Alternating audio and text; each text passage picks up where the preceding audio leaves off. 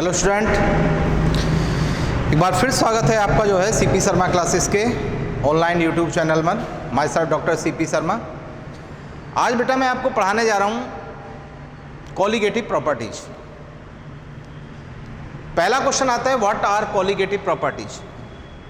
दो ही property which depends upon number of solute particles are called as colligative property. जो property number of solute particles पे depend करते हैं उसको बोला जाता है कॉलिगेटिव प्रॉपर्टी। चार कॉलिगेटिव प्रॉपर्टी हैं आपके सिलेबस में। First is the lowering in the vapour pressure, second is the elevation in the boiling point, third is the depression in the freezing point and fourth is the osmotic pressure. ये चार property को आपको अच्छे से discuss करना है। तो पहला सबसे इंपॉर्टेंट प्रॉपर्टी है gentleman, elevation in the boiling point. Heading डालें आप लोग, elevation in the boiling point. पहला क्वेश्चन आता है, बॉइलिंग पॉइंट क्या होता है? What is boiling point? The temperature at which vapour pressure of liquid becomes equal to the atmospheric pressure. वो टेम्परेचर जिस पर लिक्विड का वेपर प्रेशर एटमॉस्फेरिक प्रेशर के इक्वल हो जाए उसको क्या बोला जाता है? Boiling point. लिख लीजिए, the temperature at which vapour pressure of liquid becomes equal to the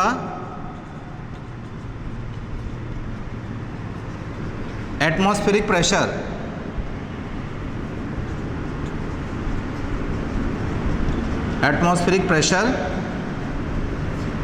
is called as boiling point। जिस टेम्परेचर पर लिक्विड का वेपर प्रेशर एटमॉस्फेरिक प्रेशर के बराबर हो जाए उस टेम्परेचर को क्या बोला जाता है बच्चों? एलिवेशन। उसको बोला जाता है boiling point.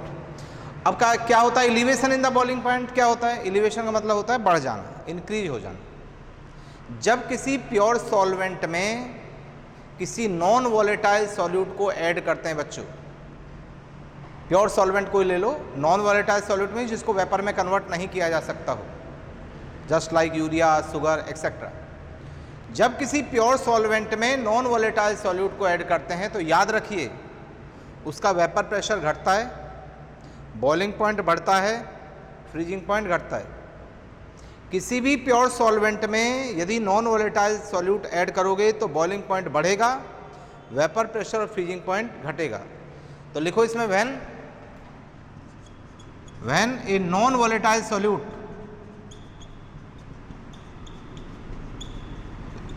Is dissolved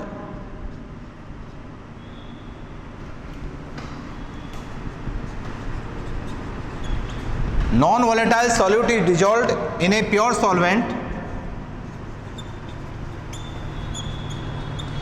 its vapor pressure or its boiling point is increases। जब किसी प्योर सॉल्वेंट में नॉन वॉलेटाइल सॉल्यूट ऐड करेंगे तो उसका बॉइलिंग पॉइंट क्या हो जाएगा? बढ़ जाएगा। जैसे वाटर है, वाटर का बॉइलिंग पॉइंट 100 होता है। यदि उसमें शुगर ऐड करके शरबत बना लें, शुगर सिरप बना लें, तो जो हमारा शरबत बनेगा उसका बॉइलिंग पॉइंट 100 से ज़्यादा आएगा, यानी सॉल्यूशन का बॉइलिंग पॉइंट सॉल्वेंट से ज़्यादा होगा, इंक्रीज हो जाएगा बॉइलिंग पॉइंट। लिखिए 10 increases in the boiling point,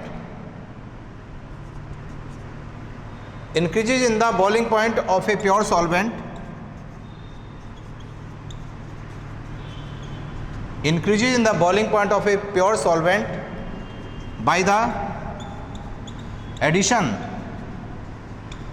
of non-volatile solute,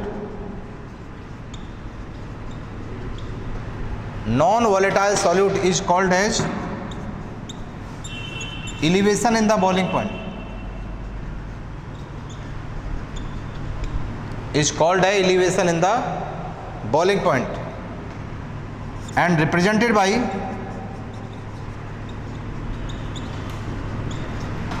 delta T और delta TB, represented by delta T और delta TB। तो हम कह सकते हैं बच्चों यहाँ पे elevation in the boiling point is equal to, formula यहाँ से बन गया, बहुत ही आराम से समझिए, बहुत आसान है, पूरा थॉरोली आपको क्लियर करेंगे। Elevation in the boiling point delta T या delta T B is equal to boiling point of solution minus boiling point of solvent. Important formula याद कर लो, सॉल्यूशन का बॉइलिंग पॉइंट सॉल्वेंट के बॉइलिंग पॉइंट से ज़्यादा होगा।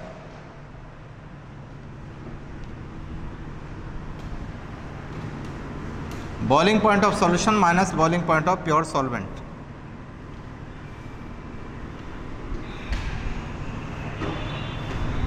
अब इसका पूरा डेरिवेशन हम आपको सिखाते हैं, कैसे आपको इसमें क्वेश्चन आएगा और कैसे इसका फॉर्मूला को डिराइव करना है आपको। सुनो भाई ध्यान से, इसका दूसरा नाम है ebullioscopy. Elevation in the boiling point का दूसरा नाम क्या होता है? इबिलियोस्कोपी।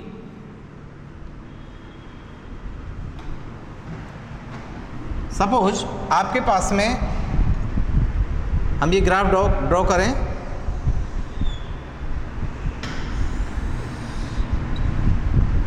इधर लेंगे हम वेपर प्रेशर और इधर लेंगे बॉइलिंग पॉइंट। तीन कंपोनेंट लेते हैं हम, एक हम सॉल्वेंट लेते हैं, प्योर सॉल्वेंट, एक सॉल्यूशन फर्स्ट लेते हैं और एक सॉल्यूशन सेकंड लेते हैं।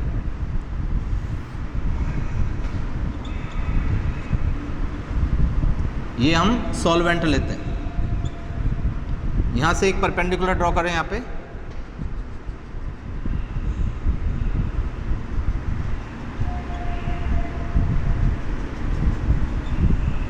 ध्यान से समझते रहिए।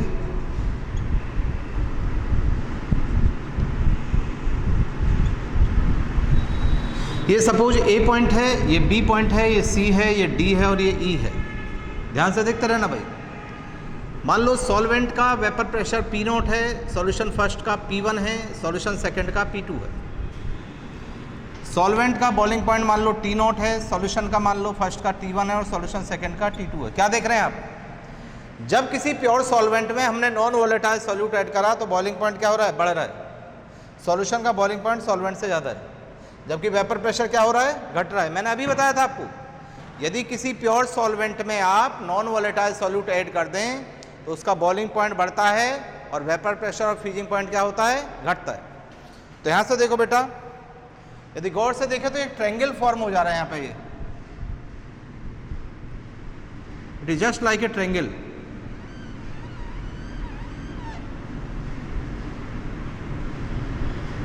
So from the property of the triangle, we can say that AC upon AB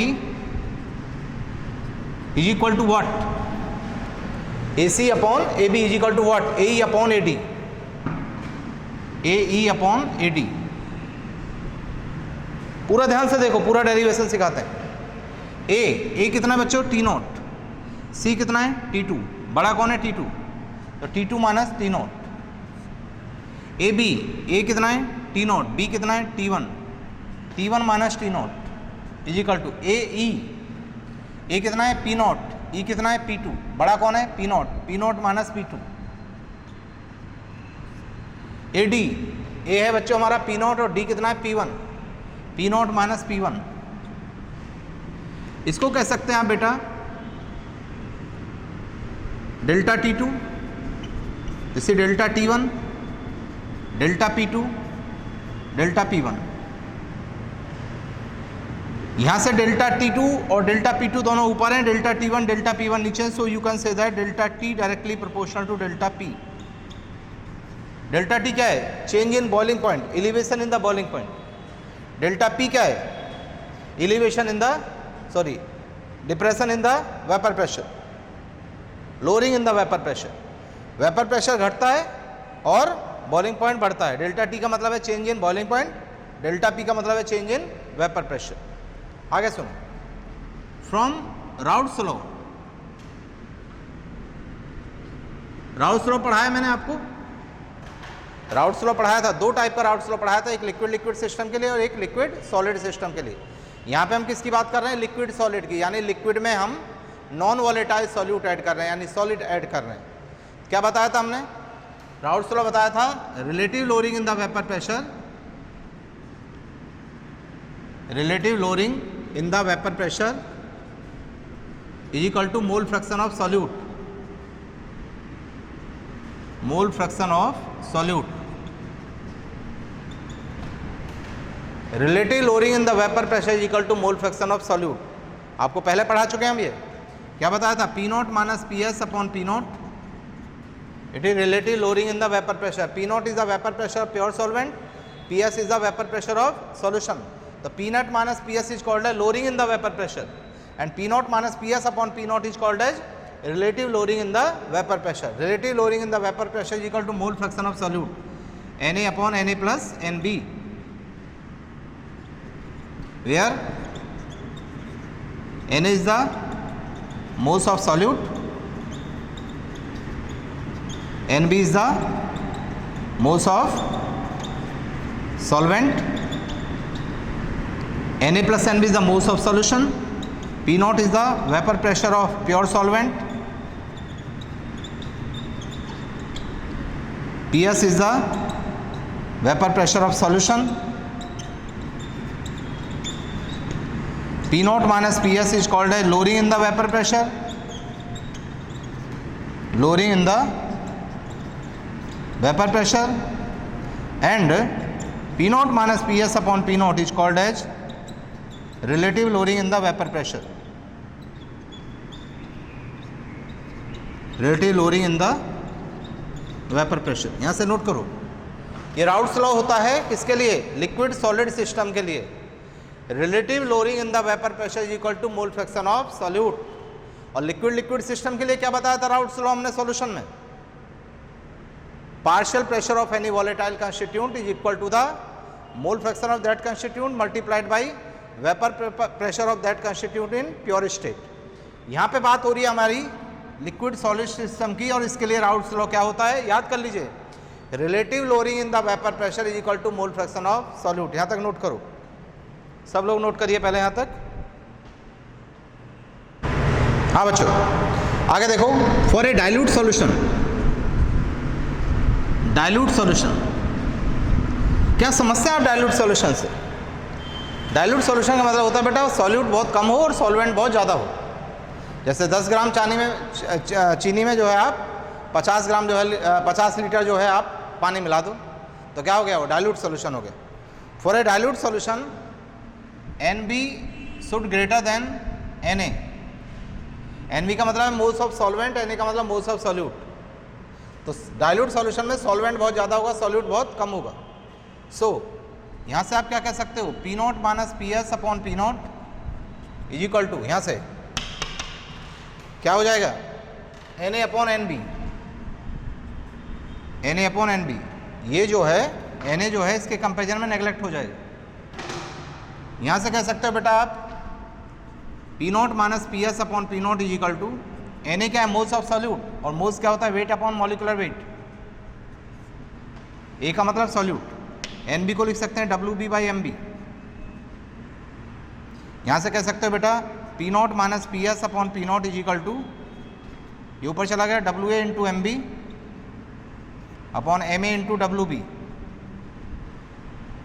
Ma into Wb। यहाँ से कह सकते हो P not minus P S is equal to Wa into M B upon Ma into Wb into P nought. इस P nought को इधर ले आए,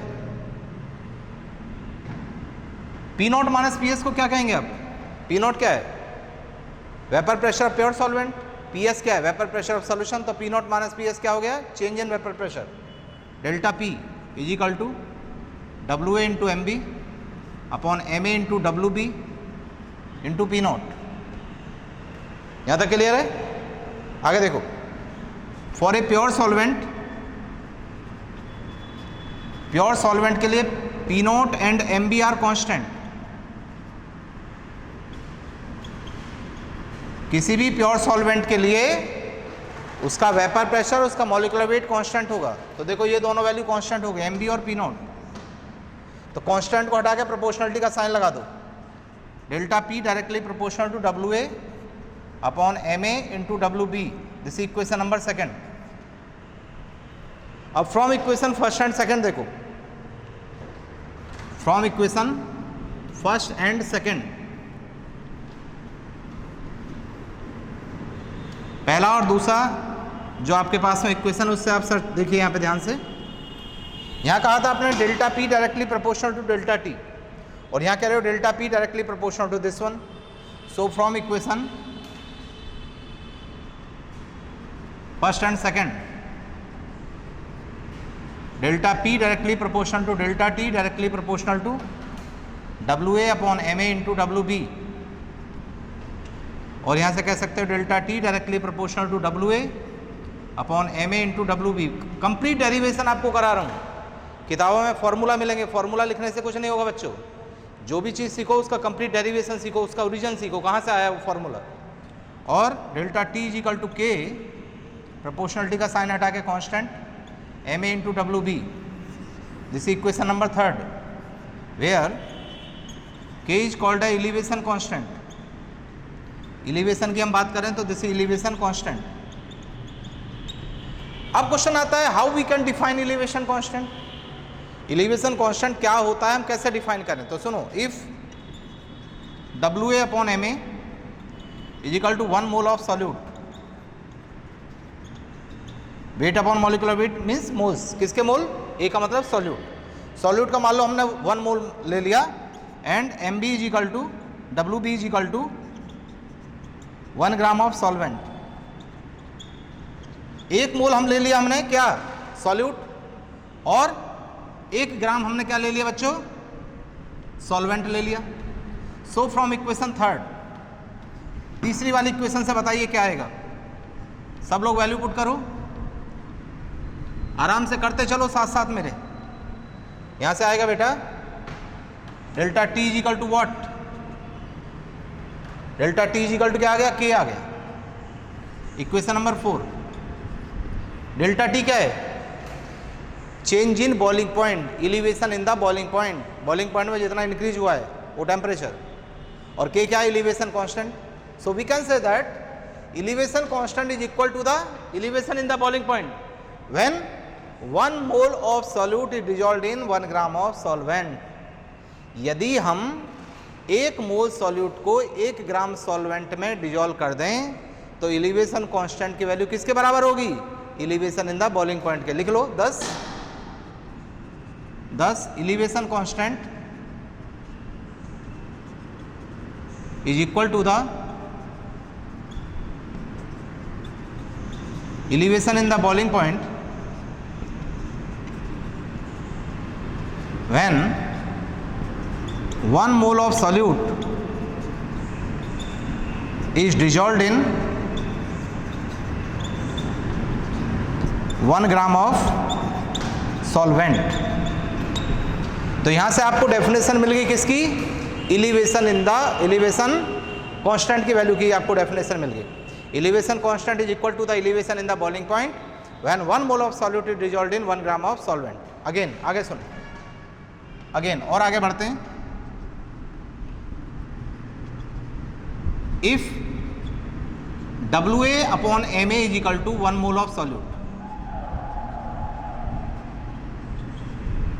हम 1 मोल सॉल्यूट ले लें एंड WB ले लें अब की बार 100 ग्राम, 100 ग्राम ऑफ सॉल्वेंट ले लें WB. So from equation 3 delta T is equal to कितना आएगा, K by 100, K by 100, WB की जगह 100 रखा. K बाई 100 को एक नया कांस्टेंट हम कहते हैं K डैश से, इसको हमने K डैश मान लिया. Suppose this equation number 5 where K dash क्या है बच्चों, यदि हम सॉल्वेंट 100 ग्राम लेते हैं तो K डैश को बोलेंगे molecular elevation constant, molecular elevation constant. अब क्वेश्चन आता है साहब आप इसको कैसे डिफाइन करेंगे मॉलिक्यूलर एलिवेशन कांस्टेंट को. How we can define molecular elevation constant, very simple. Molecular elevation constant, molecular elevation constant K dash is equal to the elevation in the boiling point when 1 mole of solute is dissolved in 100 gram of solvent. लिखिए 10 molecular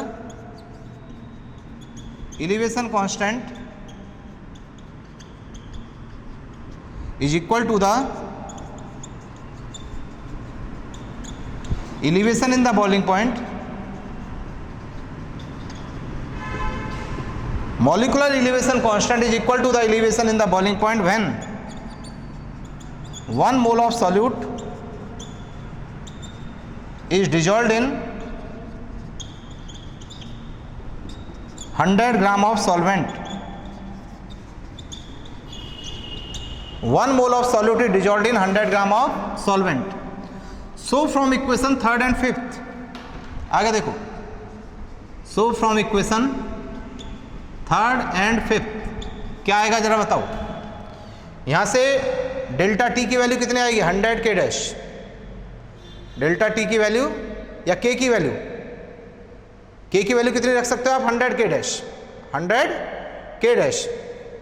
तो यहां रख दो बेटा third में delta T equal to आ जाएगा 100 के dash W A upon M A into W B. This equation number 6। K की जगह हमने 100 के डैश यहां से रख दी।